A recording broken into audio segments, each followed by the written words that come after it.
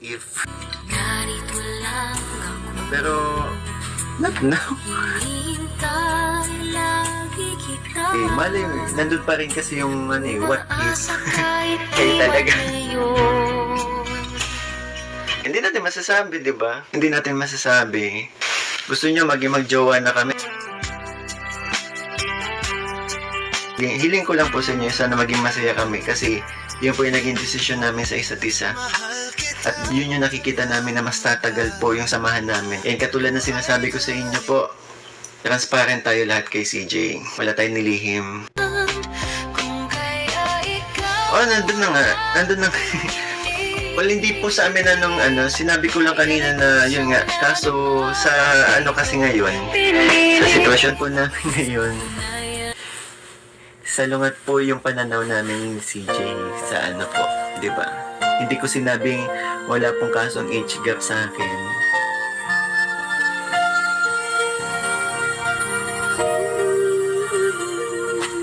Naalala ko lang kasi na naging topic namin to.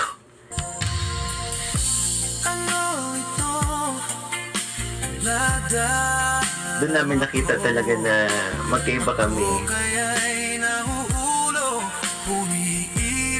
Nakatawa, doon na lang pala tayo sa what if. Yan, isipin nyo na lang, masaya po kami kung anong mayroon kami ngayon. And suportahan po kami sa aming mga ginagawa. Nakasuporta pa rin po ako kay CJ kasi nga, nandun na din yung pasasalamat ko sa kanya kasi isa din si CJ sa naging rason kung bakit nandito tayo. Kaya sobrang pinapahalagahan ko yung tao. Sobrang napakaganda ng aming nagawa po na kwento. And masaya po ako dun. What if?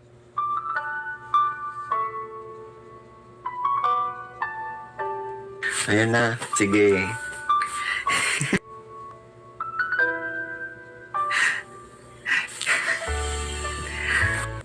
Tayo mo na lang ito.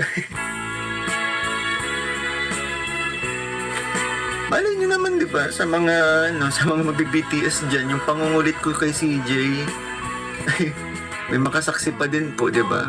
Panahon na lang ang makakapagsabi niyan. Di ba?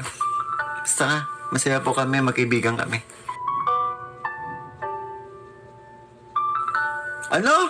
Si CJ isip matanda, ikaw isip bata, kaya match kayo. 7 years. Hindi ko nga masasabi. Naniniwala ako kung sinong ibibigay sa akin ni God. Hindi ako yung maghahanap eh.